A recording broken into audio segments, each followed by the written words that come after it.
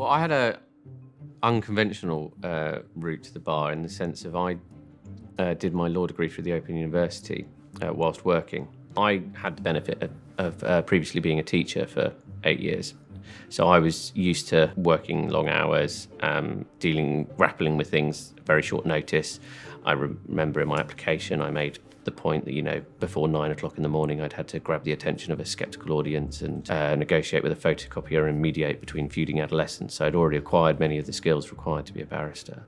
Actually, looking back, it was a real selling point in terms of my applications because I was able to demonstrate an ability to juggle multiple tasks, multiple deadlines, because I was working at the same time as doing my degree.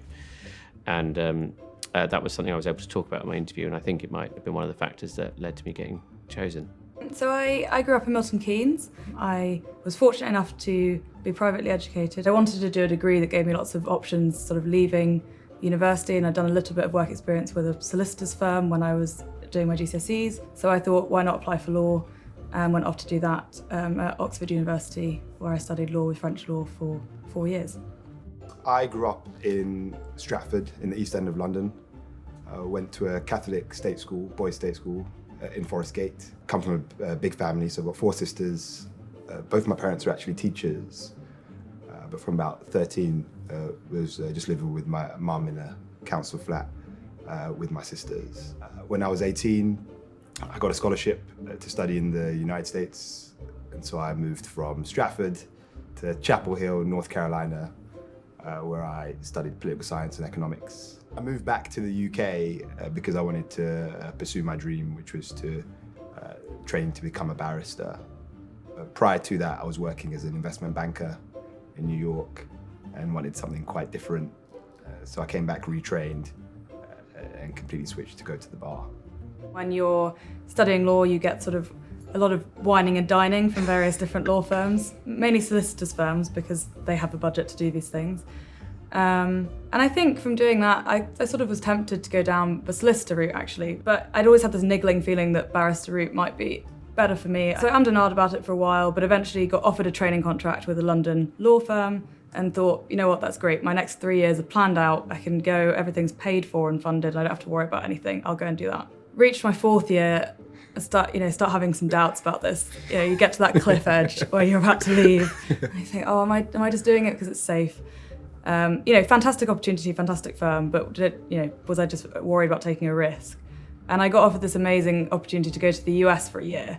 It's where our paths merged a little bit more, to intern at a law firm out there. And that was just the most amazing experience. And they don't have the split profession there. So I got to experience being in court and also some of the work that would be more typical of a solicitor in the UK, and realised that actually the barrister type work was the work that really appealed to me. So I thought, let's just give this a go and see where I get to. Yeah, but I think our stories have a few similarities in that, like Kim, my first experience of the bar was work experience at 15, where I worked in the chambers of Mr. Wilfred Forster Jones, which is the criminal chambers in Temple. And that was my 2-week statutory work experience. I was a barrister's clerk, that was the job. And I used to be able to go to court with the barristers, and they were at the Old Bailey, and I just had the most fantastic time with them. That's when it kind of all started, and I just thought the bar at some point in my life is where I want to be. And while I was in the States, I was working in finance. And finance really helped me develop this love for commerce and business, and I knew that if I did go to the law, I would still want that to be a part of what I was doing. And ultimately I came back because I just never got rid of that wanting to be in court, wanting to have a job that involves advocacy, and all the things that I'd really seen in that work experience of wanting to be a part of my own career. I think don't be afraid to take that risk. I mean, obviously everyone has different circumstances and different people relying on them. For me, the question to myself was, if I don't take this risk now, Exactly. When is it going to be easier for me to take it in the future?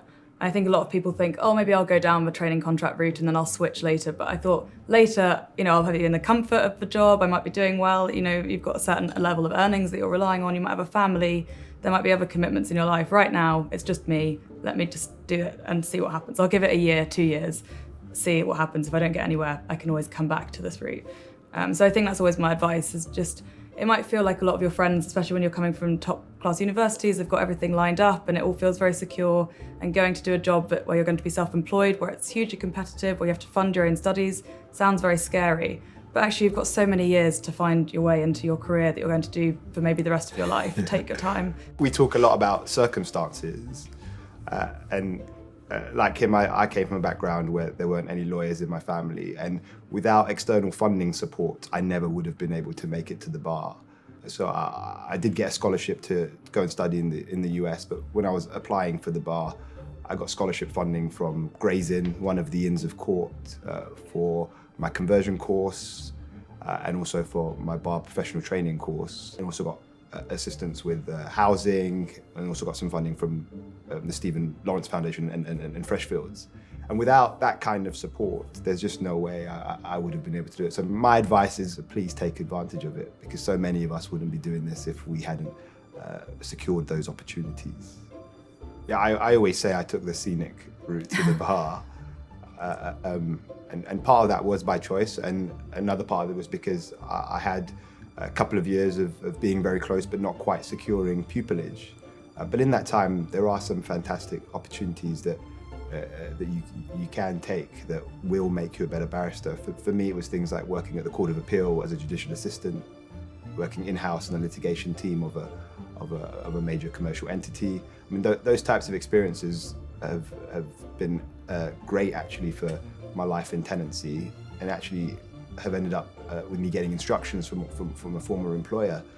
There is definitely room for those that don't come straight out, and I think none of us have any regrets of having tried some different things before coming here.